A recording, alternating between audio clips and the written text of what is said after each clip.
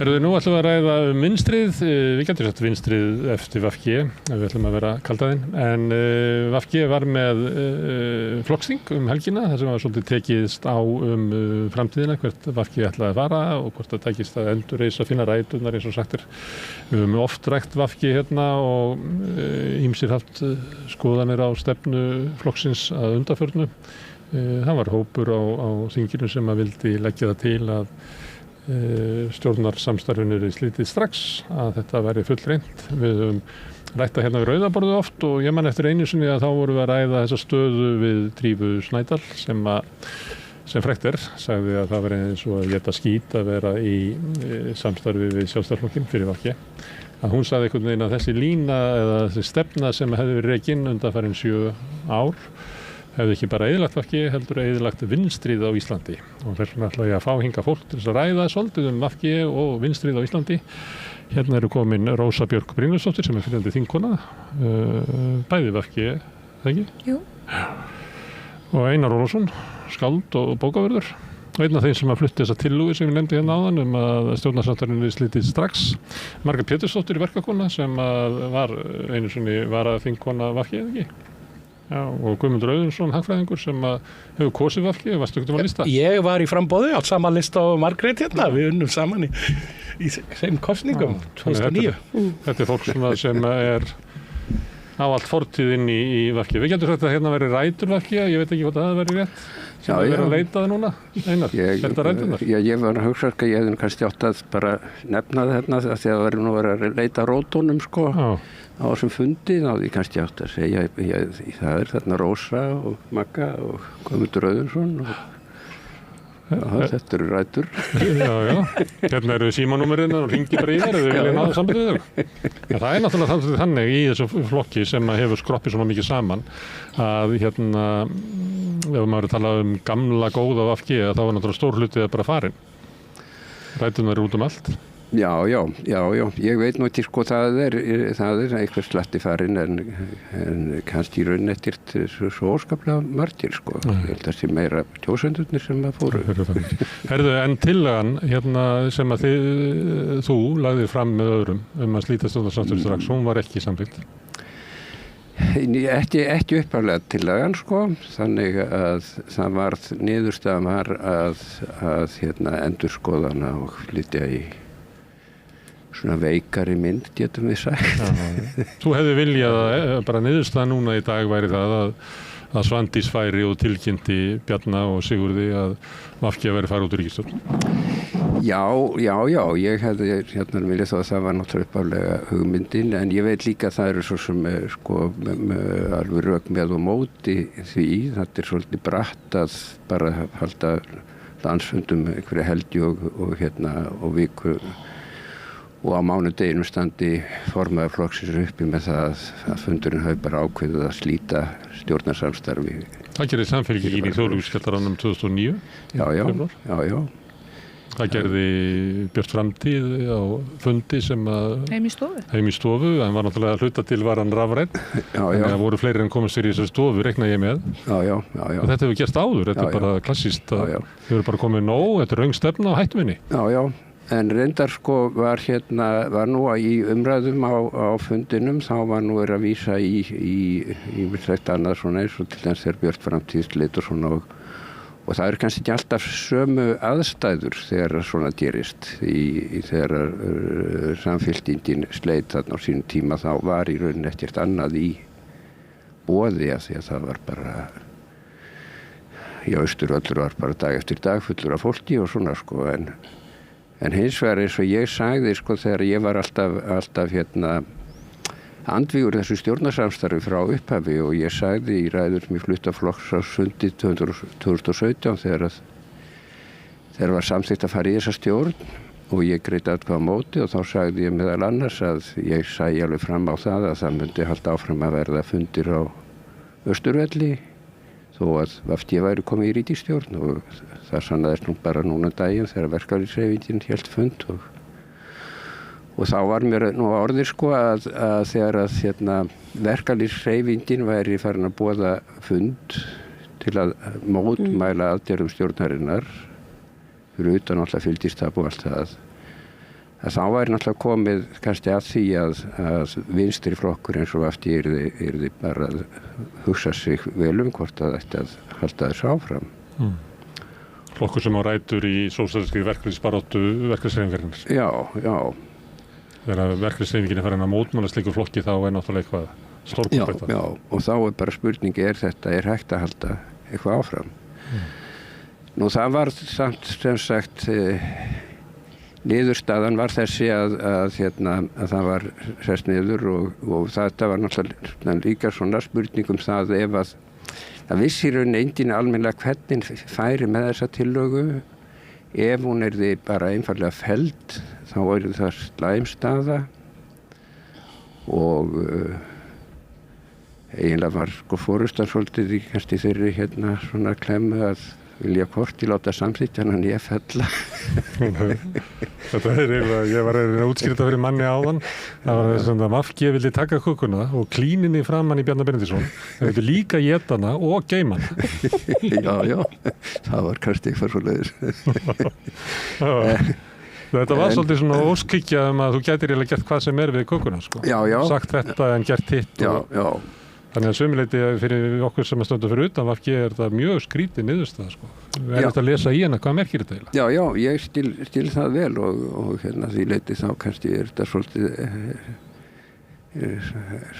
svolítið svona ekki alveg nógu góð niðurstaða finnst mér og mér þetta kannski of loðið en þannig samt komin semst vilji landsfundarins að það verði farið að huga mjög að því að slíta þessu stjórnarsamstarfi í tillögunni eins og hún kom fram þá eins og hún varði á endanum þá gert ráð fyrir kosningum í vor en það geta þess vegna verið fyrir því að það líka gert lögð áhersla á að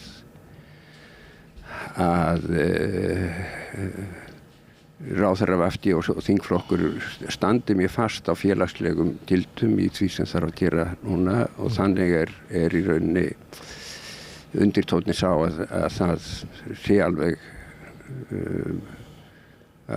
hugsanlegt að slíta þess vegna. Engin undarlandssemi og það getur litið þess að aðrir flokkar myndu henda VFD út úr ríkisstjórninni. Já. Herðu, Rósa, þú varst sammála Einari 2017 að þetta veri ekki heillaspor að fara í þessa ríkisstjórn? Það er rétt. Hvað finnst þér þess að samþykkt hann endrast þetta hæðast þá? Þetta er svolítið eins og pabbi dauður og við munum jarða næstu missurum. Þessa ályktun? Já. Hvað lestu úr henni? Hvað þýðir þetta? Já, mér finnst eins og Einar segir sjálfur að niðurstaðan er mjög loðin og mjög svona útvötnuð frá upphaflegu tillögunni en ég held nú að á þess að ég hafi rætt við Einar fyrir þennan þátt þá held ég nú að markmið með tillögunni hafi nú líka verið það að sýna kannski þungan í félögum og þungan í þessari kröfu flokksfélaga að það sé einhvers staðar komið gott en ég meina við vitum öll að það er nánast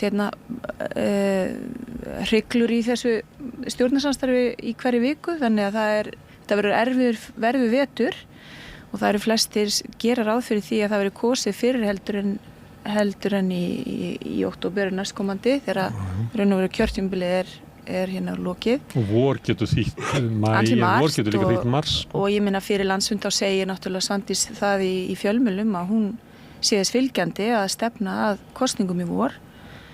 Þannig að ég held að svona umræðan þessa ályktun og hvað í henni felist hafi kannski frekar verið markmið þeirra sem að stóða ályktuninni frekar en ætla að fara á mánudegi og henda nýjum formanni beint í það verkefni sko.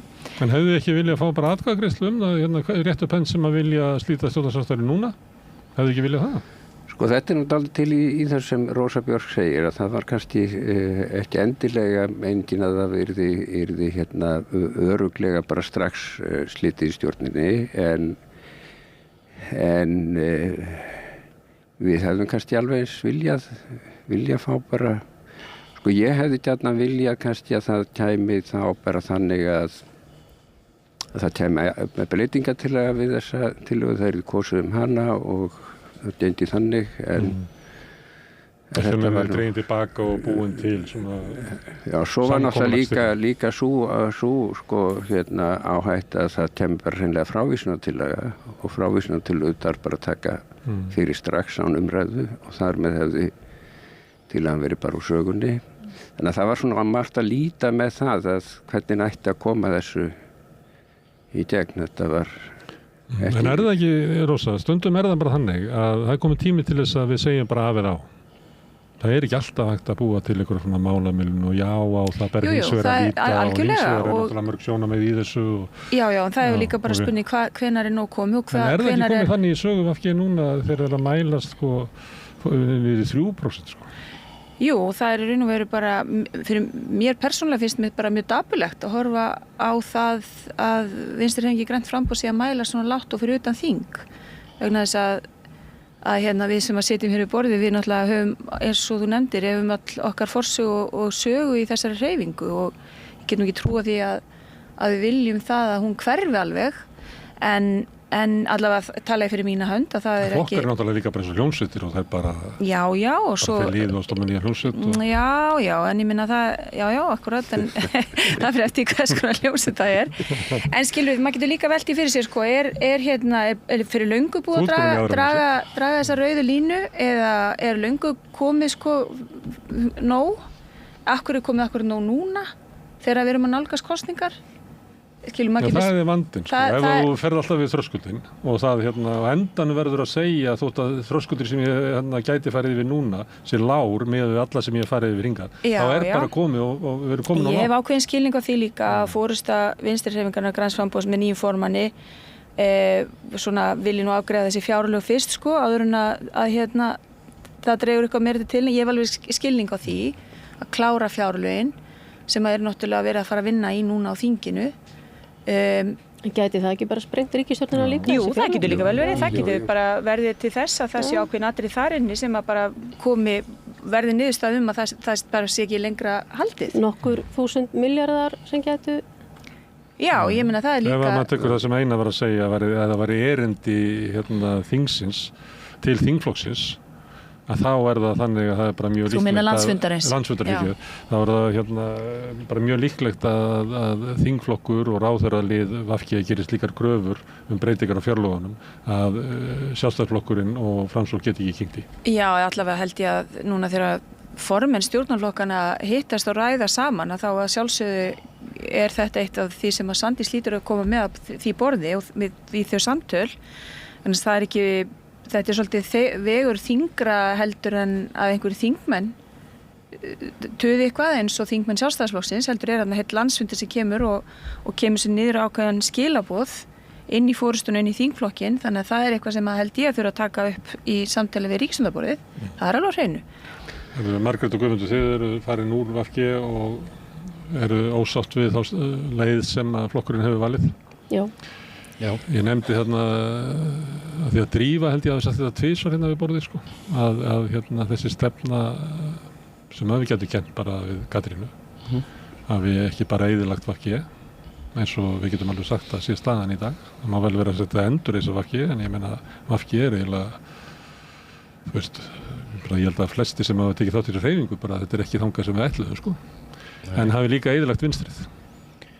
Nei, ég er ekki sammála því heldur. En þá það margt í þessu, sko. Hún segir að bara með því að gera þetta þá til þess að koma á vinstri stjórn og eitthvað fleira, þá verður að vera tenging á milli VG og Samfylkingarinnar, að með því að hafa vinstri svona bæði í og utan stjórnar og fleira. Ég held að hún sé að meina það. Já, ég held að við þurfum að kíkja aðeins að skoða aðeins hver grunnurinn af því að VG verður til, og ég held að það sé mjög mikilvægt og ástæðan fyrir ég gerðist stofnfélagi í VG var meðal hans áskos sína rætur í þessari sögu. Ég held að við ætlum að ræða vinstri svona breytt og stöðu VG, þá held ég að þetta sé svolítið mikilvægt. Er það að þegar Samfylkingin er stofnuð, að þá það í uppgangi tíma þegar að blerismin að ná í gegn. Og í raun og veru Samfylkingin verður að nýfrjálshyggjuflokki með félagslegu ívafi. Og það var ákveðin að þetta á uppsveiflu nýju frjálshyggjunnar þegar þetta gerist kringum aldamótin, og það ákveðin hópur í samfélaginu sem að sætti sig ekki við þetta. Ég vildi kalla þennan kannski hóp kannski róttæklinga á suðvesturhorninu mikið. Þannig að þetta svona hei róttæka Reykjavík. Við getum orðað að þannig. Til viðbóta við þetta einn grunnurinn af VG eins og ég sé þetta. Annar hópur það sem ég vil kalla vinstri sinnaða framsóknarmenn, svona í kringu Stengri og Sigfússon, og sem að sættu sig ekki við þessar vegferð sem að Samfylkingin að fara og sérstaklega gagnvart alþjóðahyggju og svo framvegis. Og þriðji hópurinn mikið af ungu fólki sérstaklega sem kemur inn í umhverfisþáttum þá mikið í gegnum mótmælinga Kárahnjúkavirkjunum og þetta eru svona 3 kjarnarnir sem að verður til og Samfylkingunni í vinstri grænum svona ákveðnu liti gegn Samfylkingunni þannig að VG En feministar, eru þeir ekki þarna? Jú, feministar, en sko ég held að feministka byltingin hún gerist líka nefn Samfylkingarinnar. Þannig ég svona aðeins að finna sko, og ég held að það að gerast báðum megin á vinstri vagnum og þetta líka hluti af ákveðnu leiti svona sjálfsmyndar eða identity politics, svo ég sletta aðeins ensku, sem að það eru félagsleg málefni sem skipta máli. En VG allavega í upphafi leita á efnahagsmálin líka sem mikilvæg. Og Samfylkingin raun og veru búin að samþykkja það að nýfrjálshyggju hagkerfi sé það eina rétta og þá farið það bara að snúast félagslega lausnir ákveðnar og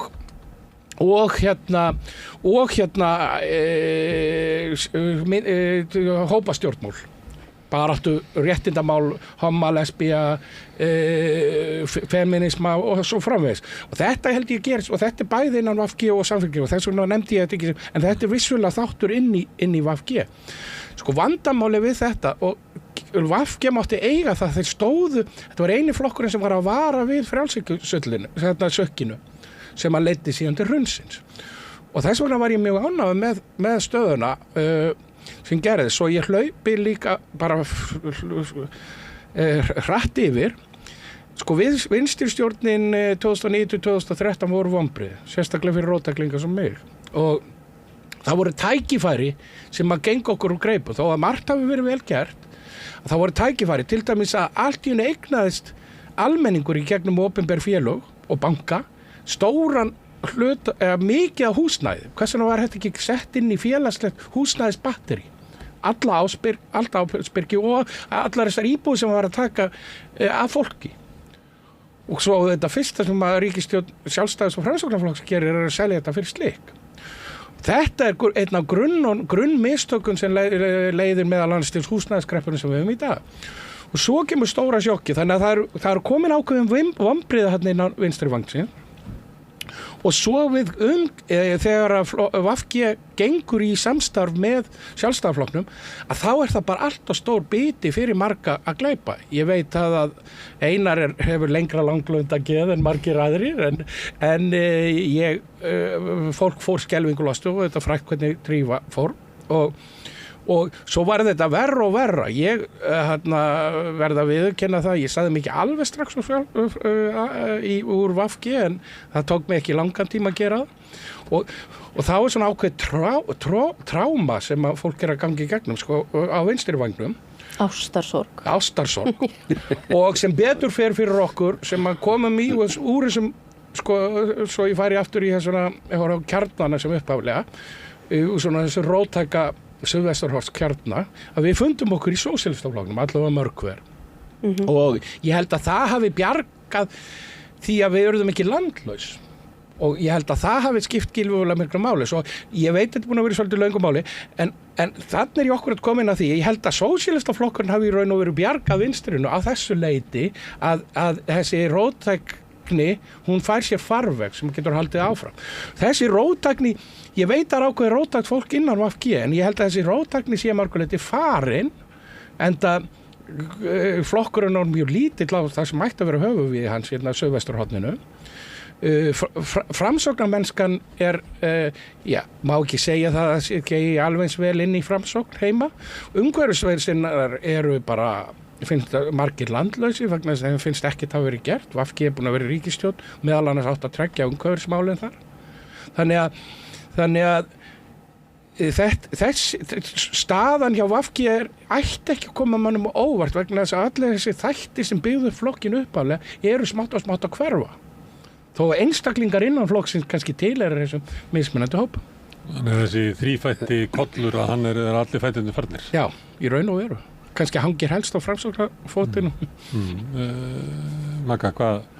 Já, ég meina, þú veist, auðvitað er það þannig að það er erfitt alltaf að sameina kannski marga hópa innan einhvers eins svona undir einhverju hulu, en ég held að það sem hafi byrjað að gerjast rosalega fljótt. Steingrímur J var náttúrulega mjög sterkur karakter, sterkur pólitíkus. Ég held að framsóknin hafi komið með honum og ég held að hún hafi svolítið sýrt róttæknina í VG. Og á tímabili þá var eiginlega, fannst mér sko, það eina sem að var sterkasta afli sem var að vinna gegn því, það voru feministar. Þeir voru ansi sterkir í einhver ár og gerðu bara mun meira heldur en að ég myndi segja margur annar hópurinn gerði innan VG. En ég held að hafa ansi margir feministar farið einmitt úr VG þegar þetta samstarf byrjaði og það vantar alveg held ég mikið svona þann geira innan VG núna í dag. Kannski fara einhverju tilbaka því að Svandís er honum formaður, ég veit það ekki. En ég held að það taki jafnvel áratugi fyrir VG að finna einhverja róttækni aftur sko, vegna þess að hún var bara farin. Og annað sem er kannski einkennandi bara fyrir pólitíkina almennt í dag og svo sannarlega fyrir VG og mér finnst það hafa verið í svolítið langan tíma, sambandi við innra starfið innan flokkana, það er lýðræðið. Mjög algengt og það var það sem að pirraði mjög marga innan VG á þessum tíma og mig alveg svakalega. Það var hvernig var tekið á málum oft á landsfundum og aukafundum, hvernig öll málefni voru tekin, þau voru ekki rædd meðal fólksins, heldur átti þingflokkurinn að fá þau til sín og ræða þau. Þetta drepur þetta allt niður, allt starf, allar róttækni, allt grasrótastarf, ef að fólki sjálft fær ekki að meðhöndla málefni. Og þetta þoli ég ekki og þetta finnst mér einhvern veginn bara, ég fæ svona flashback þegar ég heyri hvernig var farið með málefni sem Einar kom með upp núna á landsfundurum. Það er alltaf, já, það er alltaf tekið og já. Ágætu súpu sem hann kom með að hún var þynnt út já, og endaði svo með eitthvað sem... Þetta kemur ekkert óvart. Svona öfug naglasúpa. Akkurat. Ég get að mörgu tekið undir þessa greiningu sem að Guðmundur var með hérna áður. Ég held þetta sé nú svolítið svip og ég var að tala mig hérna í viðtali við þig hérna fyrir nokkrum mánuðum. Þá held ég hafi sagt þetta á eitthvað í svipaðan hátt með tilkomu VG og þetta. En ég get líka sko tekið undir með þetta sem að þú vitnar þarna í Drífu með að hérna og það sem mér finnst kannski einmitt vera eitt af því sem er alvarlegt við þetta stjórnarsamstarf, það var í rauninni hvað það fer illa með vinstrihreyfinguna og má kannski segja þá að það tilkoma sósíalistaflokksins breyti þar sverðu en hérna Það er ekki alveg þannig Einar því að sósíalistar hafa verið að gagnrýna þetta stjórnarsamstarf og fleira og sem að veldur svona mikill úlfúð og ég tók sérna forsetaframboð Katrínar. Það var alveg ævintýralegt hvað það var eitthvað tilfinningasamt og því að við vorum bara að segja hér að við töldum bara enga líkur á því að myndi vera kjósið forseti. Að þá fekk maður yfir sig svona kulda og guðs frá vinstrafólki sem að manni finnst þetta að vera mál sem að bara þessi frálegt að segja verið að kljúfa fólk sem að gæti átt einhverja samleið í pólitík sko, hvort að ykkur verið forsetið ekki. Já, ég tek bara alveg undir þetta sko, algjörlega. En ég held sko að, og það er náttúrulega það sem er sko hérna með þegar flokkur eins og VG fer í ríkisstjórn. Nú er VG og hefur bara alltaf verið náttúrulega bara umbóta flokkur og ég sko gammal byltingarsinni og hérna fylkingu byltingarsinnar kommunistar svo hét á sínum tíma eða þannig að semst að ég hérna ég leit bara á að það væri erindi fyrir flokk eins og VG þeirra stofnaður sem að kæmi hérna róttækur umbótaflokkur með hérna umhverfisstefnu og sterka félagshyggju og En það samt þannig, og þannig flokkur kannski eða kannski alltaf í eðli þess flokks að leitast þegar komast eitthvað í valdastöðu, segi þetta sko. Þetta rétt eins og litli byltingaflokkurinn sem ég var í gamla dagar. En samt það þannig að það ekki sko sama hvenar. Þetta talsvert ólíkt því þegar sósíalistaflokkurinn fór í gamla daga í nýsköpunarstjórninni. Til dæmis það sem að sjálfstæðisflokkurinn var til í að gera hvað sem til þess að komast í stjórn og gaf mikið eftir en það á bara engan veginn við þessa ríkisstjórn undanfarinn 8 ár. Sjálfstæðismenn halda því nú fram að þeir að vera að gefa mjög mikið eftir en það kannski þá að þeir gerðu ekki það sem þeir vildu það ekki það eins og VG að við fengið eitthvað það má alveg ég get alveg viðurkennt í sjálfsög það sjónarmið sem að margir hafðu þau rök fyrir því að fara í ríkisstjórn væri að koma í veg fyrir eitthvað annað verra og allt í lagi með það en það þá alltaf spurning hversu dýru verðið það keypt VG hefur fengið þitt og þetta í gegn þá má tína til ótal mál sem að VG hefur fengið í gegn það kannski eftir svo stórt að það veit mikla athygli þegar allt tínt saman þá í nýsköpunarstjórninni. Nei þannig að það þessi fórn sem að er þá til dæmis eitt að ég hef stundur sagt að sveitarstjórnarstiginu hafi verið fórna fyrir þessa ríkisstjórn því að ég misti bara á það sem að Guðmundur var að tala róttæka fólkið hér á suðvesturhorninu að það VG eiginlega horfið út úr sveitarstjórn á því en það styrkti sig hins vegar í framsóknarmennskunni í Skagafirði og hér og þar einhver stað fyrir austan það hélt sínu á nokkrum stöðum fyrir norðan og austan en til dæmis Kópavogi, Hafnarfirði í Reykjavík það er núna 1 fulltrúi í staðinn fyrir 2 og þetta þýðir að það er mjög erfitt að halda upp einhverju starfi til dæmis í Kópavogi þar sem ég bý eða í Hafnarfirði og Árborg og svona og sveitarstjórnarstigi mjög mikilvægt og er alltaf að vera mikilvægur alltaf að koma fleiri og fleiri mál inn á sveitarstjórnarstigið en svo eins og ég segi að svo var náttúrulega líka að VG sem að kannski var dálítið og leit allavega á svo og var kannski dálítið mikið í forystu fyrir vinstri hreyfingunni á Íslandi, svona pólitískri forystu, að það bara ekki lengur og VG og þetta með þessu ríkisstjórnarsamstarfi var líka, má segja, vinstri hreyfingunni að vissu leyti fórnað. Já, má ég aðeins koma bara inn í þetta þessar hugleiðingur vinstrið af því að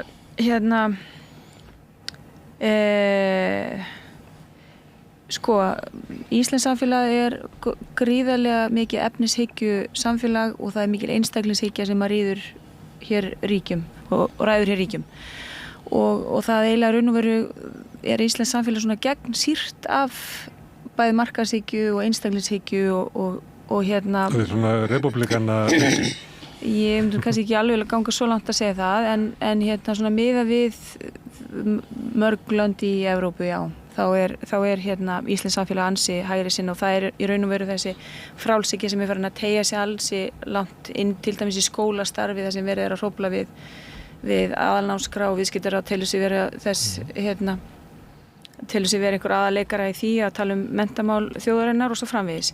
En ég velti líka fyrir mér að því að mér finnst þetta áhugavert eins og með sósíalistaflokkinn og maður er náttúrulega alltaf að horfa yfir og hefur horfið yfir sviðið og það er ljóst að VG eins og Einar er að tala hefur þurft að fórna gríðarlega miklu og er náttúrulega að taka út fyrir þetta stjórnarsamstarf núna.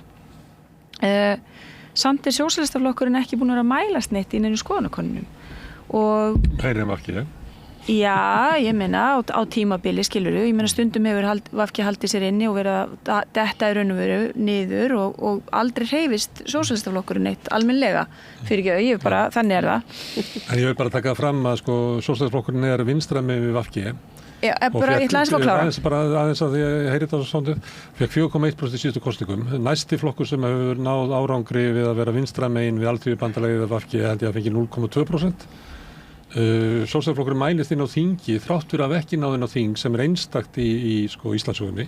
Þannig að staða sósíalistaflokksins við að mælast þar sem að sósíalistar eru ekki þáttakendur í öllum þessu kastljósum og öllum þessu silfrum og öllu þessu það sem að henni pólitíska umræði fer fram út frá þinginu. Sósíalistar hafa ekki verið þar, þannig að sumuleyti merkileg staða sósíalistanna mælast þó þetta. Já, ég er ekki að ráðast á sósíalistaflokksins. Ég er bara aðeins að analýsera svið. Að mínu viti þá hefði verið eðlilegra að sósíalistaflokkurinn myndi mælast mjög hærri heldur en hefur verið að gera af því að fylgi hefur verið að fara af VG, samfylkingin hefur verið að fara lengra til hægri í sínum áherslum með nýjum formanni og hefur verið að uppskera og taka fylgi frá bæði Framsókn, Sjálfstæðisflokki, Viðreisn hreyfist ekki, Píratar hreyfast ekki. Þannig að ég spyr mig býtum við og maður náttúrulega spyr sig sem manneskja sem er félagshyggju og hefur verið að starfa í pólitík minnstara með hefur miðju. Hvar eru vinstri sinnaðir kjósendur? Hvar er félagshyggju fólkið? Við höfum lagt saman í Gallup bara síðast, tökum bara VG og sósíalista saman að það var það kannski 9%.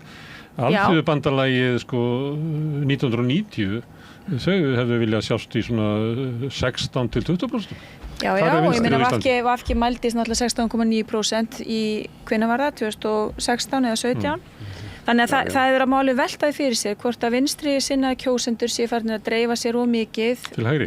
Nei, á sósíalista, eitthvað vinstri græn menn þá og eitthvað inn í samfylkingunni, jafnvel eitthvað af því fólki sem að hefur farið í Flokk fólksins sem að tala fyrir hag öryrkja. Þannig að maður myndi náttúrulega freka vilja sjá þetta fólk og þessi kjósendur vera sameinaðri heldur en ekki.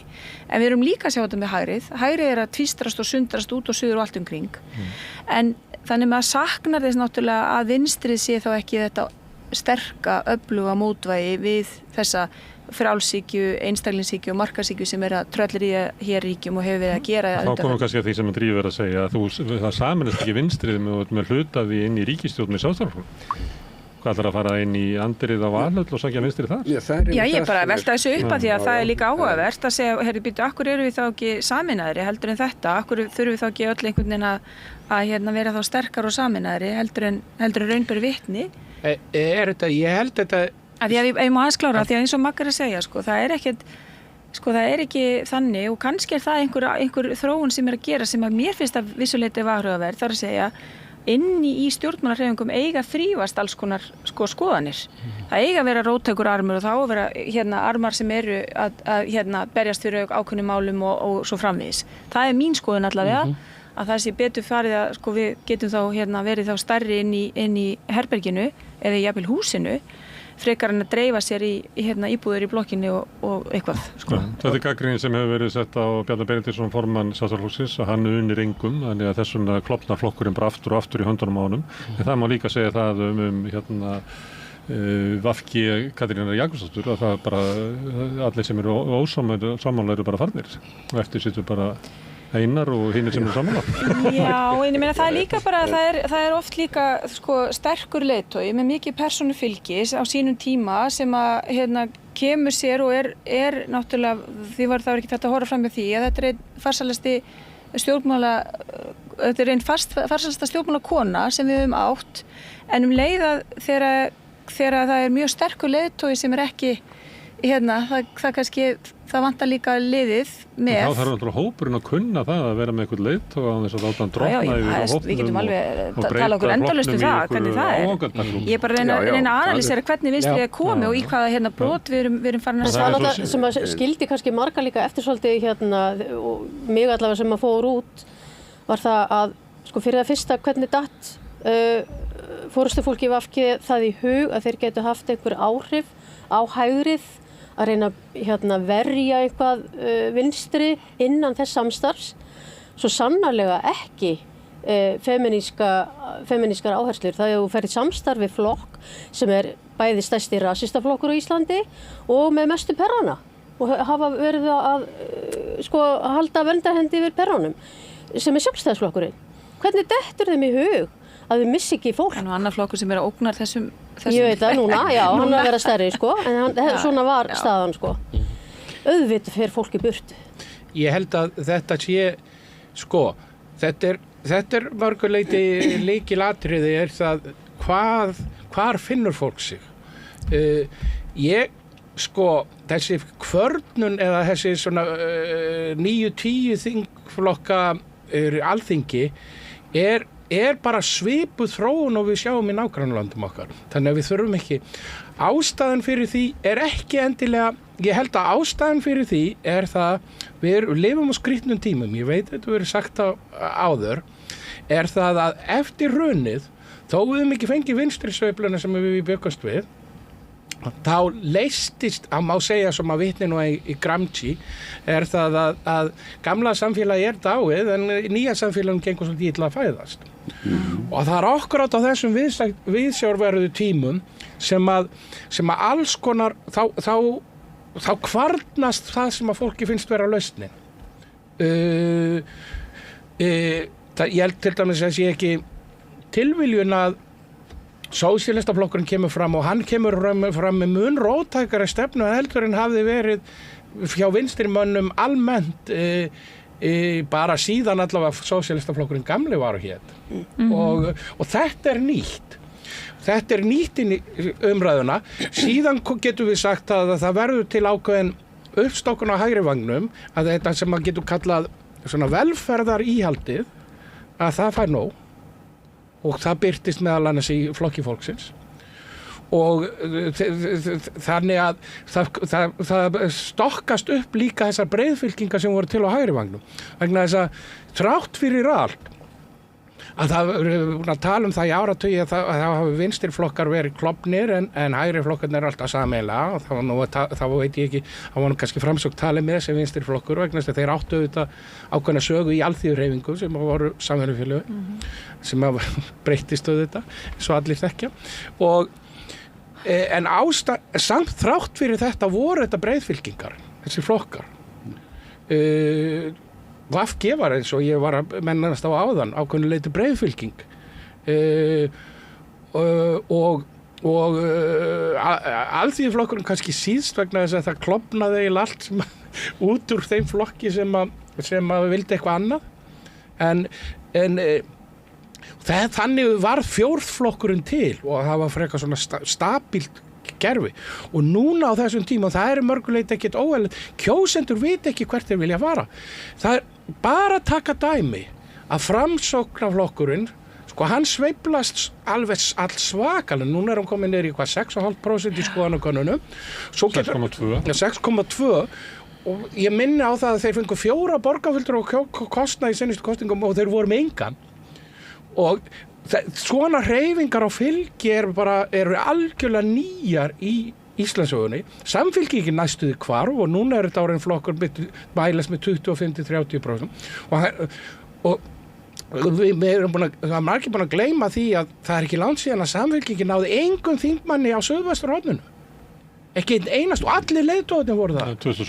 2017. Við erum með formanni sem í efsta sett í kraganum. Við erum með fyrrverandi utanríkisráðherra og fyrrverandi flokksins í efsta sett í Reykjavík og náðu hvorugir inn. Þannig að það alveg gífurleg hreyfing og kjósendur að reyna að finna sér farveg. En ég held að þetta sé líka þetta bara ákveðnar í takti ákveðnar samfélagslega breytingar að yngri kjósendur eru ekki eins liðhollir flokkunum út í rauðan dauðan og eru meira færanlegir og það er eitthvað sem að flokkarnir þurfa líka að hlusta á og við erum líka kannski að upplifa það að við erum, að þú ert að tala þetta gamla samfélag og við erum að bíða eftir að nýja taki við. Við erum líka kannski, það mitt mat allavega, að varast svolítið þessar gömlu skilgreiningar vinstri og hægri. Vegna þess að það alls konar risastóra áskoranir sem við erum líka að glíma við sem kannski ekkert endilega snúast svona mikið þessar gömlu skilgreiningar. Við erum með loftslagsmálin, við erum með mannréttindamálin, við erum með lýðræðismálin sem eru risastór, við erum með bakslagi feminisma sem allavega ekki margir flokkar á þingi eru raun og veru andum. Þannig að mér finnst líka umræðu efni íslenskra stjórnmála ekkert sérstaklega spennandi vegna þess að þau eru ekki að tala þessi stóru mál fyrir utan náttúrulega gervigreind og áhrif þess á vinnumarkaðinn og svo framvegis. Ég meina þetta eru bara risastórar áskoranir sem við stöndum frammi fyrir og við erum náttúrulega líka á þessum degi 7. október þar erum við að sjá hernaðarhyggjuna vaxandi og það er raun og veru teljandi á fingrum annar hendar þeir öflugu þjóðarleiðtogar sem tala fyrir friði. En maður taka þetta því að Guðmundur segir að gamla samfélagið er runnið og því nýja er ekki tekið við. Róttækir sósíalistar myndu segja já, mín staða er hjá nýja samfélaginu sem er ekki orðið til. Það er ekki mitt hlutverk að vera að tjasla upp á þetta gamla sem er að fara. Það er ein leið til þess að sömuleyti að þegar þú ert að segja ekki munur hægri og vinstri á þessu stór verkefni sem við gætum kannski unnið með hægrinu, það er svolítið kannski línan sem VG valdi að reyna að vinna með hægrinu að einhverju náttúruvernd eða umhverfismálum eða auknum kvenréttindum og eitthvað fleira. En ég myndi halda að ef maður er róttækur sósíalisti, þá erum við bara alltaf þarna megin. Við vinnum hjá samfélaginu sem gæti orðið. Já, það er nóga liði sem er til að tjasla upp á þetta sem já, meina hugmyndin betra samfélag, hún er náttúrulega útópísk og hún er það sem er alltaf verið að reyna að vinna að. En einhvern veginn dó hún inn í VG sem var verið að lýsa róttæka fólkið á suðvesturhorninu, það fann sig að flokkurinn sinnti því ekki. Og þá er spurningin, er þetta kannski það að hafa trú á því að við getum byggt upp í grundvallaratriðum betra samfélag? Ég held að við hljótum nú öll að sameinast það að allavega vera ekki svo neikvæð að við getum ekki byggt upp betra samfélag. Ég held að er með því að tjasla upp á það gamla eða með því að breyta einhverjum grundvallaratriðum? Við hljótum að vilja gera samfélag okkar betra. Ég meni það er allavega held ég við hljótum vera nokkuð sammála það og yfirleitt er fólk sem að tekur þátt í alveg stjórnmálastarfi eða eru atvinnupólitík og svo allavega vil ég trúa því að flestir séu vegna þess að þau vilja gera samfélagi betra.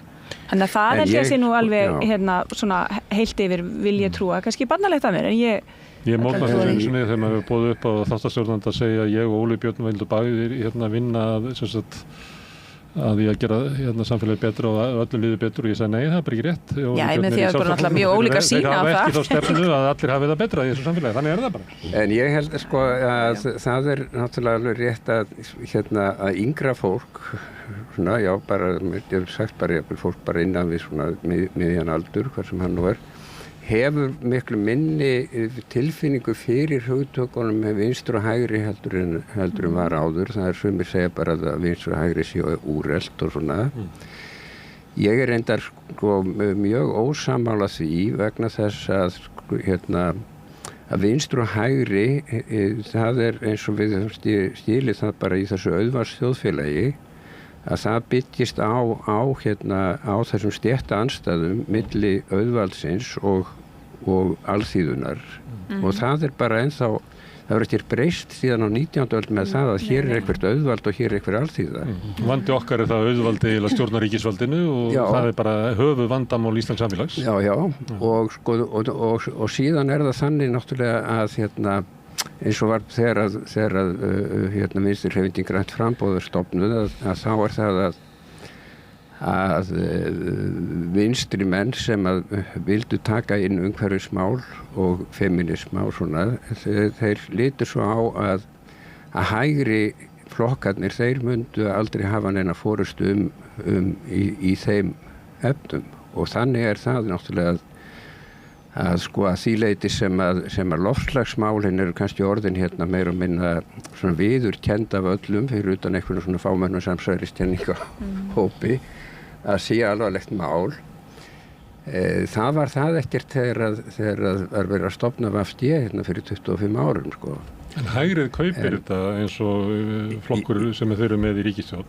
Kaupir til dæmis loftslagssjónarmiðin með því að þeir sjá þarna möguleika á því að hefja stórfelldar einkavirkjanir á Íslandi. Einmitt, þú sagði nákvæmlega það sem ég ætlaði að segja næst. Þannig að lausnirnar eru allt aðra menn sé að segja þetta í hátíðaræðum að þá hóðum við með áherslu skulið þekki þá. Já. Þannig að þegar er gripið kannski upp það að því að endan þá er það náttúrulega alltaf þessi vinstri sjónarmið sem að vinna smá saman á. Þannig hefur það verið bara frá því snemma á 19. öld að þetta sem að verkalýðshreyfingin og vinstri flokkar er búin að jöðast í án þess að vera nokkuð tíma í valdaðarstöð, það smá saman síast inn. Bæði fyrir þessa þrautsegju vinstri manna og verkalýðshreyfingarinnar og svo líka vegna þess að það er kannski svo þróun sem er eðlileg. En hægri flokkarnir þeir taka þetta smásaman upp og breyta því svo einhvern veginn þannig að þeir geti farið að hagnast á því eins og þeir eru núna að reyna að hagnast á sko umhverfis loftslagsmálunum og þeir eru alltaf náttúrulega bara gróða menn hafa alltaf alveg ótrúlega mikla lagni á að búa sér til hagnað úr öllum fjandanum sko og líka já, þetta svo það sé sagt sko. Það held að þetta sé alveg rétt hjá Einari og þetta svolítið athyglisverð þróun og mörguleiti sko þróun auðvaldssamfélagsins hefur verið svo að það eru sífellt færri og færri staðir sem að möguleikar fyrir fjármagni til þess að skapa arð og þeir eru alltaf að færa sér lengra og lengra og þetta byrjar svona með nýfrjálshyggjunni þá komust þeir að því að það væri að sko fyrsta skrefi var að einkavæða framleiðslutæki sem hafðu verið þjóðnýtt eða almannaveitt. Næsta skrefið var að markaðsvæða samfélagsþjónustuna og það hægt að gera vegna þess að þeir vita það að samfélagsþjónusta mörguleiti mjög vinsælt fyrirbæri. Þú hreyfir ekki. Fólk vill hafa samfélagsþjónustu. Svo þeir uppgötuðu það að með því að markaðsvæðana og þá fyrst oft byrja á því að markaðsvæða þetta innanfrá, það að segja búa til sjálfstæðar einingar, til dæmis í Bretlandi var heilbrigðiskerfinu skipt upp í einhverja svona tröst og þetta verið í samkeppni við innan, staðan fyrir þetta var eitt stórt batteri sem var bara sem vel stjórnað. Og svo út úr þessu verið að búta eitt og eitt í viðbót sem einkavætt. En svo alltaf að segja, nei, þetta ekki einkavætt, við erum bara að fá einkaaðila til að reka þetta.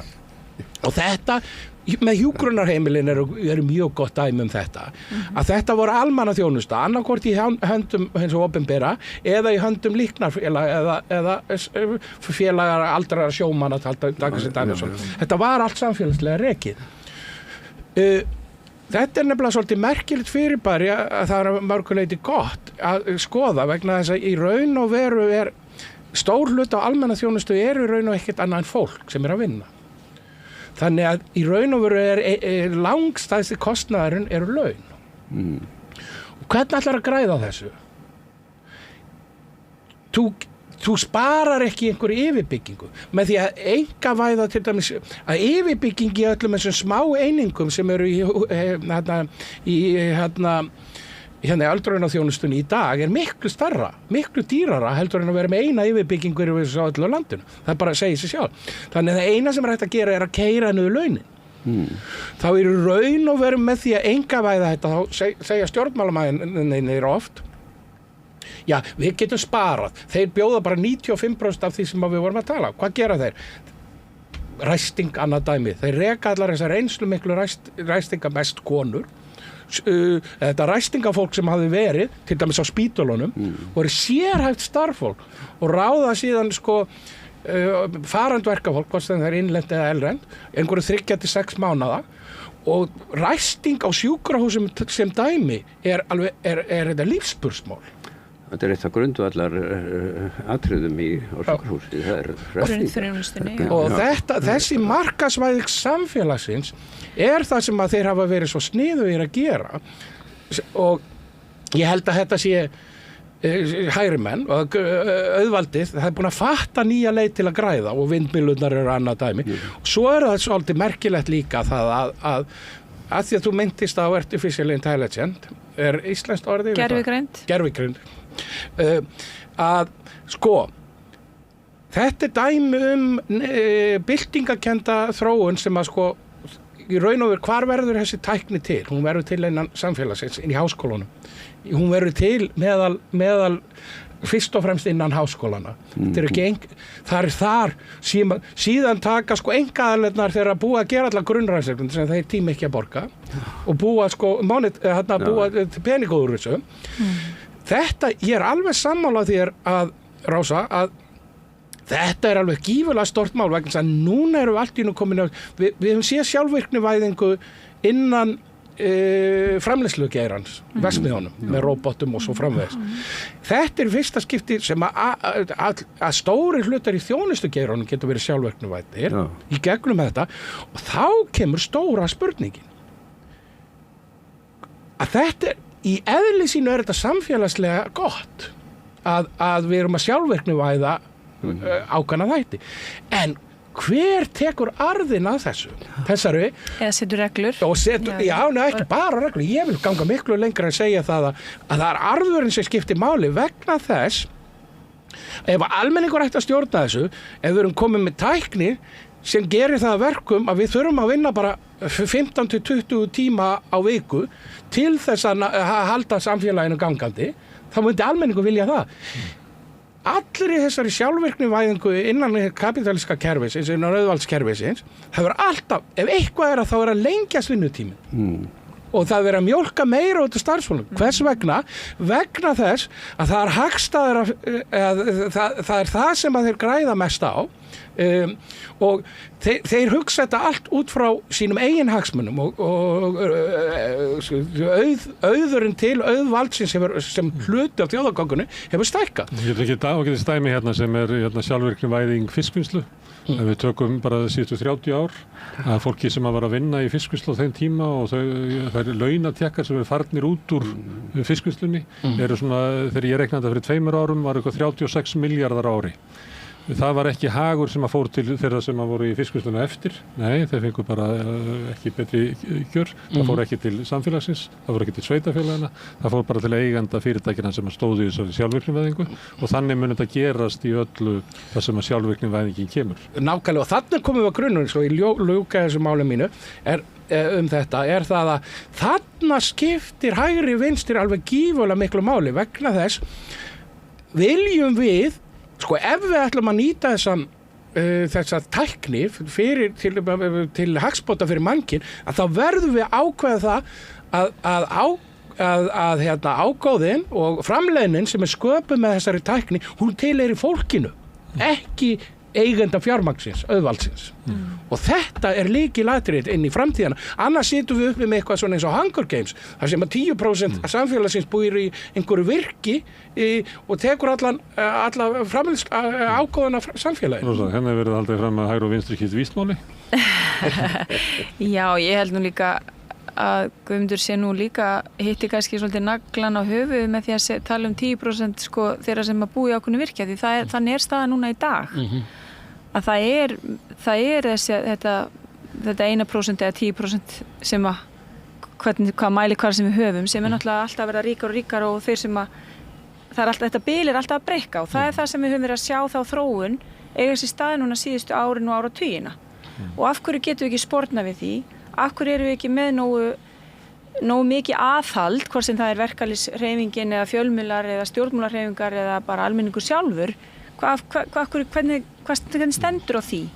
Að þetta bara gerist alltaf óheft og óbundið. Ég velti í þeim. Við gætum sagt söguna að þessi gaggbylting auðvaldsins sem er nýfrjálshyggja, sem við getum rakið bara til 1970 og 1980, hún átti sér stað vegna þess að vinstri raunverulega lagði niður vopnin á sömuleyti. Það var ekki sérstök andúð við þessu og tók þetta upp víða og eitthvað fleira. Jú, það var náttúrulega gríðarleg mótmæli í Bretlandi þegar verið var að leggja niður námuvinnslur í tíð Margaret Thatcher. Það voru blóðugustu og fjölmennustu mótmæli bara eftirstríðs árana. Þannig að það er ekki hægt að segja var það. Við förum aldrei aftur í þetta, við förum aldrei út í svona harða verkalýðsbaráttu. Við tökum Tony Blair, þannig að þeir fóru, ég að segja það að vinstri sömuleyti gafstu upp. Síðan kemur hrynur heimsmyndin, hrynur þessi heimur nýfrjálshyggjunnar 2008 og þá gerist það ekki að það verði til þess að vinstrið rísi upp. Að mörguleyti voru þeir flokkar sem að tóku þátt í því sem voru fyrst refsað fyrir 2008 voru vinstri flokkar í Evrópu sem hafðu tekið þátt í því að byggja upp þetta samfélag. Við sáum sósíaldemókrata í Hollandi og út allt, í Frakklandi og þið sjáum þetta út allt og hérna á Íslandi náttúrulega bæði VG fyrst og svo sérstaklega Samfylkingin 2016 og 17. En síðan þegar líður tíminn að þá það sem að rísa upp tímabili, leit út að vinstri myndi ná sér eins og með tímabili Corbyn og Bernie Sanders frambóðið og það virtist vera svona, en við erum ekki lengur á þeim tíma að hægri kratar náðu verkamannaflokknum og hröktu bara vinstri sósíalista út úr honum og þannig að þau verðum að tala um vinstrið, að vinstrið og jáfnvel núna þegar sko hefndin eða refsing kjósendur komið á klassíska hægrinu að þá fer það ekki yfir á vinstrið, þetta fer það yfir á nýhægrið. Og það sem hefur gerst svolítið er líka það að sko þar sem að var sko þó að ég segi að í grundvallaratriðum hafi samfélagi og einar pólitíska og efnahagslega andstæður í samfélaginu Þetta breyst síðan bara á 19. öld, það svona í grundvallaratriðum en auðvitað hefur að gerst að mörgu leita, það orðið miklu fyrir venjulegan mann í samfélaginu, þá ekki eitthvað sem bara, hér bara vinst, það sem til vinst og hér það sem til hægri, þessi heildarsýn á heildarsýn á eitthvað sem til hægri og til vinstri, hún hefur brotnað mjög mikið upp. Já, fyrir ekki að ég bara greip fram í einar, ég líka að því að ef við tökum þetta eftir hruns viðbrögð samfélaga við hruninu, að þá verður náttúrulega gríðarlegar jarðskjálftar og jarðhræringar í einu pólitíska samfélag, hvort sem það hér eða í Evrópu eða í Bandaríkjunum, það kemur upp þessi vantrú á stofnanir, uppspretta nýja stjórnmálahreyfingar sem raunur anti-kerfi, móti kerfunum, móti stofnununum og í bland við populisman sem að þrífst á náttúrulega aukinni hernaðarhyggju sem þrýstir á all kerfin og hvort sem það í Úkraínu eða Miðausturlöndum eða hvað það að þarna verður einhver blanda sem ansi hættuleg, finnst mér allavega. Þetta í rauninni bara hún hættuleg, það bara populísk og ég var svolítið En ekki vinstrið anti-establishment?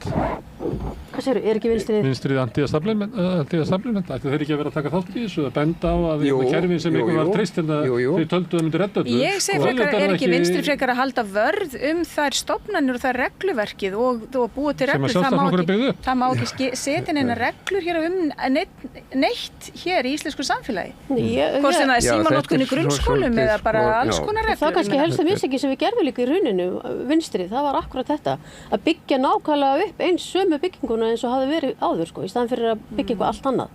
Við höfum tækifæri sem berjast betur fyrir stjórnarskrána til dæmis og mörgu öðru, en við gerum það ekki.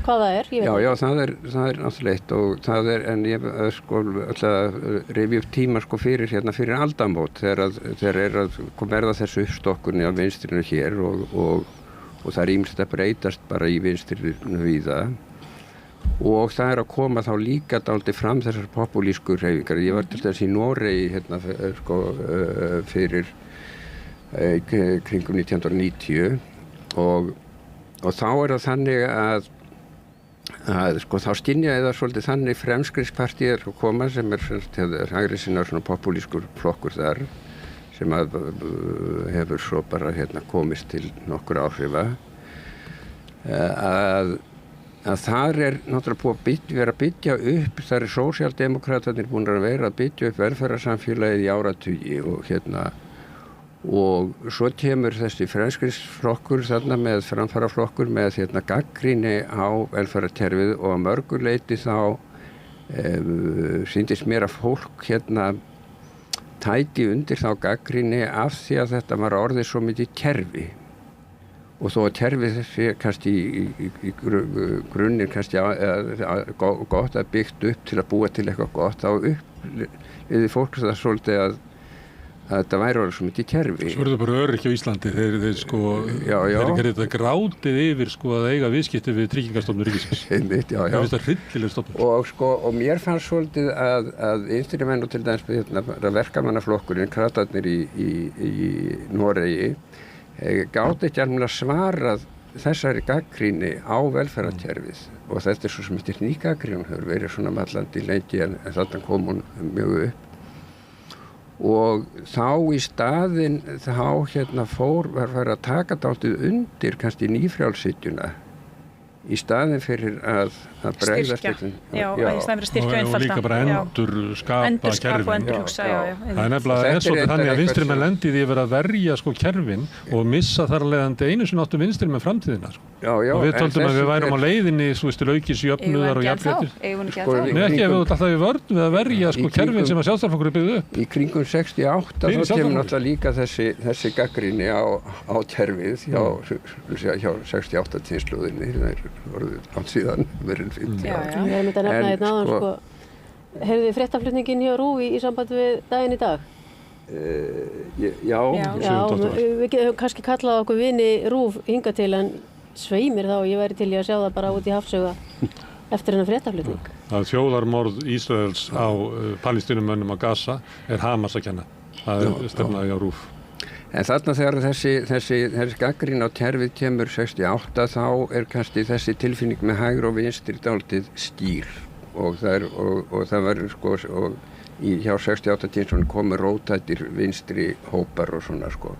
Þetta er orðið svolítið öðruvísi þarna sko 20-30 árum setna rétt fyrir aldamótin þá vantar kannski þessa vinstri tilhneigingu hjá mörgu kannski og yngra fólki til dæmis og svona, það er svolítið farið og þá koma popúlistaflokkarnir og það er ennþá sama staðan og það er líka dálítið það kannski sem hefur líka gert náttúrulega að vinstri flokkarnir, að sambandi milli vinstri flokkana og verkalýðshreyfingarinnar hefur rofnað og það er svo sem einhverjum að kenna held í sjálfur sér, ég held að sé að sumuleyti kannski eðlileg þróun. Það var ekki bara mistök. En að kannski einhver leyti mistök, held ég. En vinstri flokka til dæmis hefur mér fundist það alltaf hjá vinstri grænum að það hafa alltaf vantað dálítið svona tenginguna við verkalýðshreyfinguna. En ég vísaði til útlanda vegna þess að við erum með flokka sem að eins og Enendlisten eru núna á móti mjög óvinsælli ríkisstjórn, að mælast með svona 7%. Sem er eiginlega bara, það ættu bara að fá það í kosningum svona reglulega, fengum mjög slæma kosningu síðast, Rautt í Noregi sem er svona kannski flokkur svipað og sósíalistanir, þeir eru að mæla, þeir eru sem er 11 þingmenn held ég. Það samt eru þeir ekki að mælast með 5,5%, þannig ég er bara að velta fyrir mér sko, erum við kannski á tíma það sem að sko vinstrið eða sósíalismin þarf eiginlega bara að hugsa rækilega, þú veist, hvernig ætlar hann að komast í gegn sko, með sitt erindi, því að ég held að við öll trúum því að sósíalismin sé lausnin.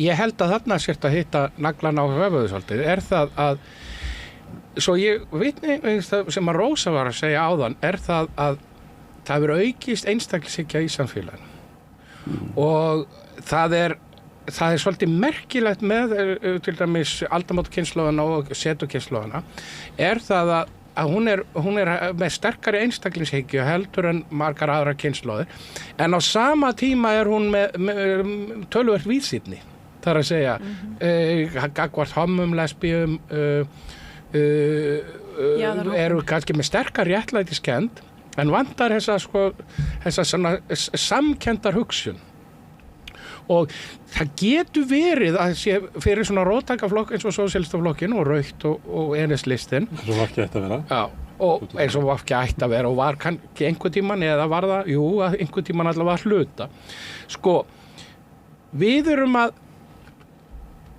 predika og ég held að við verðum að gera það að við þurfum að auka samvinnu vegna þess að það var samvinna almennings ekki bara á Íslandi heldur út allan heim sem breytti samfélagsins betra. Taka sem dæmi það voru sko verkalýðsfélög og ef við lítum til Íslands þá vorum við með stóra alþýðuhreyfingu í sveitunum sem voru kaupfélögin og samvinnuhreyfingin. Við vorum með verkalýðshreyfingin voru alþýðuhreyfingarnar í bæjunum. Og þetta skapaði þessa sko að fólk fann til samkenndar. Það var ákveðnu lítið svona samfélagslegur andi.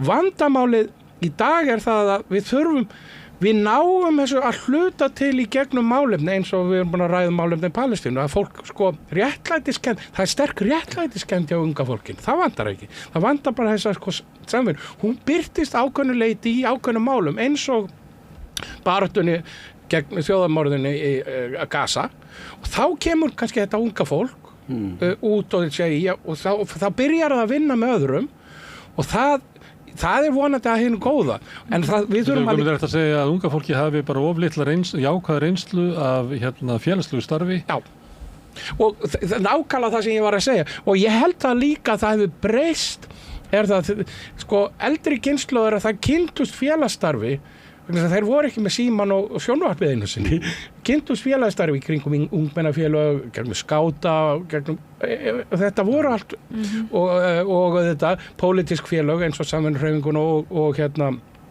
verkalýðsfélög og þetta vandar svolítið og ég held að það sé hlutverk okkar sem vinstrimanna, við eigum ekki að segja já það svona verður þetta bara svona eins og mér finnst til dæmis Píratinn gott dæmi það að þeir spila á þessa einstaklingshyggju og vilja segja ok, við erum með spillingamál, við erum með réttlætismál og þetta höfðar ákveðnu leyti vel til ungu kynslóðana en það verður það sýnt sig en þetta eru einstaklingshyggju-flokkur og okkar hlutverk sem að við viljum veg hins vinstri sem best er að skapa samvinnuflokk, ekki einstaklingshyggju-flokk til þess að virkja yngri kynslóðunar og svo En þá líka spurningum, hvernig getum, að við vorum að tala sko vinstrið og hvort að það bara deyja drottni sínum eða hvað, hvort við getum að hala það upp aftur. Þurfum við þá ekki akkurat þessa samvinnu innan pólitíkusina líka sko? Já. Að við getum, í staðinn fyrir að vera alltaf að sameina flokka eins og svo oft hefur við rætt að við getum fundið okkur bara bundin til kosninga og tekið málefnin. Já. Ég veit það ekki, það har aldrei verið farin svo leið hingað til, þannig að það er kannski eitthvað nýtt. En það til dæmis eitt af því sem ég hef gagnrýnt þetta stjórnarsamstarf fyrir, það er að eins og komum að hérna áðan að þá sko, ef ég lít svo á að það sé svona vinstri, svona félagshyggju hugsjónin sé frá samfylkingin að Vinstri græn, það er sósíalistaflokkur fyrst og fremst og svo má finna eitthvað kannski annars staðar líka brot í öllum en þarna gerist það að einn vinstri flokkur er komin í stjórn en aðrir vinstri flokkar í stjórnarandstöðu sem það er innan þings eða utan og í staðinn fyrir kannski að þegar við þurfum einmitt að stefna á samstarf vinstri manna alveg frá þó að einhver vinstri menn mjög gagnrýnir á aðra þá er grundvallar kannski atriði sem að skiptir máli, einhver félagshyggju hugsjón sem að skiptir máli og það er þessi og ég reyndar hugsa það þegar eitt flokkur tók upp nafni Samfylkingu ég þarf endilega að segja frá því að á fundi hjá Vinstri grænum í Kópavogi eitthvað tíma þegar þessi flokkur var svona tiltölulega nýr þá kemur þar inn maður sem að býr þar sagnfræðingur með mikla þekkingu á sögu verkalýðshreyfingarinnar stendur upp á fundunum og segir ég er samfylkingarmaður og fór þá ýmsa en hann hafði bara akkurat en mér líka akkurat ég held að það var þetta samfylking þessi gamla hugmynd samfylkingu vinstri manna þó þeir sé ekki allir í einum flokki ég held að þetta eru mjög góði punktar eins og bæði Magga og Einar eru komið inn á með að gangast bara bundin til kosninga og segjast vilja vinna saman og við erum að sjá það í Evrópu að það sem úrslit Evrópuþingskosningarna núna í júní urðu þannig að það er raun og veru fylgi að fara út í jaðrana, miðjan að minnka græningjarnir líka vinstri flokkarnir svona sumstaðar, þeim gekk vel sumstaðar í Evrópu en annars staðar ekki en að því ég búið í Fraklandi núna síðustu 2 ár og hef áður búið þar og unnið og lært þar til dæmis hefur það gerðist eftir hrunið að það náttúrulega gjörbreytti frönsku landslægi stjórnmálana eins og víðar annars staðar en það sem hefur að gerast núna undanfarin ár er ansi merkilegt að fylgjast með og það er einmitt þessi sameining vinstrimanna sem að hafa tekið sér saman loksins og sameinast inn í þinginu sagt við ætlum að vinna saman já það eru náttúrulega auðvitað núningar og áherslumunur en þau hafa komið fram nokkuð sameinuð og auðvitað gerist það núna þegar boðað var til kosninga mjög óvænt eftir úrslit Evrópuþingskosningana þar sem að þjóðurnis öfgahægrið vann þar að þá kemur þá koma þessi vinstriflokkar mjög saminaðir og unnu sigur og áttu líka mjög farsælan forsetaframbjóðandi og röðum vinstrimanna Jean-Luc Mélenchon sem var hársbreidd frá því að komast inn í aðra umferð forsetakosningar. Þannig að þetta er hægt með því að vinna saman og ég segi sko mér finnst allavega að koma tími til þess að velta því upp vegna þess að já, hægrið er líka sundrað. Það er ekki bara sundrað í sko úr þessari breiðfylkingu sjálfstæðismanna inn í miðflokkin. Það er líka Viðreisn, þar sem að svokölluð frjálslyndu Evrópusinnaðir hægri menn eru. Og síðan er eitthvað fólki er í flokki fólksins. Fylgi Sjálfstæðisflokksins. Já, það má kannski segja það. Og eitthvað hefur líka farið inn í Samfylkinguna núna, allavega í skoðanakönnun, svo hefur náttúrulega bara eftir að sjá hvað kemur úr þessum vetri, því að ég held að þessi vetur verði ansi áhugaverður. Verður mjög áhugaverður. En athyglisvert það sem voru að tala samvinnu vinstrimanna eins og var gert í Frakklandi sem mjög gott. Að í raun og veru rótin að þessari samvinningu var það að hafa búin til ný flokkur. Frakklandi Insumi og það voru sko og það vantaði ekkert flokka á vinstrivægnum eða þeim fannst það ekki, mörgum fannst ekki vanta en þeim fannst sko sósíalistaflokkurinn og kommunistaflokkurinn er alltaf sko fastir í einhverju stofnunum. Þannig að þetta róttækt vinstriaflið og upprisa þess og árangur í kosningu varð einmitt ástæðan fyrir því að vinstri náði saman. Já, svo má líka alveg segja að það hafi líka ástæðan fyrir þessari samvinnu hafi líka verið að sósíaldemókratarnir nánast hurfu. Þannig að þeir neyddust til þess að fara inn í samstarf. En það er líka fuglinn Fönix Já, það er allavega ég meina græningjar í Austurríki fóru í ríkisstjórnar samstarf og bara fóru alla leið niður í 2% fyrir 2019-18 og þau fóru allsherjar bara grundigt vinnu við það að leita aftur í ræturnar og þeim tókst nú að koma sér aftur inn í ríkisstjórn sem ég held að sé að slátra þeim aftur í annarskipti. Þetta er áhugavert og ég heyri það alveg að við sósíalistar, ég nota voða sjálf þetta vinstri, af því það er náttúrulega búið að útvatna það svo mikið. Sósíalistar með litla essi, meinar já. Að við ættum að koma ofta saman og ræða lausnir. En takk fyrir að koma við, Rósa, Einar, Margrét og Guðmundur sem eru hinnar umræddu rætur VG sem að flokkurinn er að leita. Getur bara að horta á þáttinn hér. Kæru VG. En við höldum áfram að greina samfélagi við rauðaborðið. Næsti kafli er eftir augnablik. Gerist áskrifundur á samstöðinni og taki þátt í að byggja upp öfluga og róttæka samfélagsumræðu.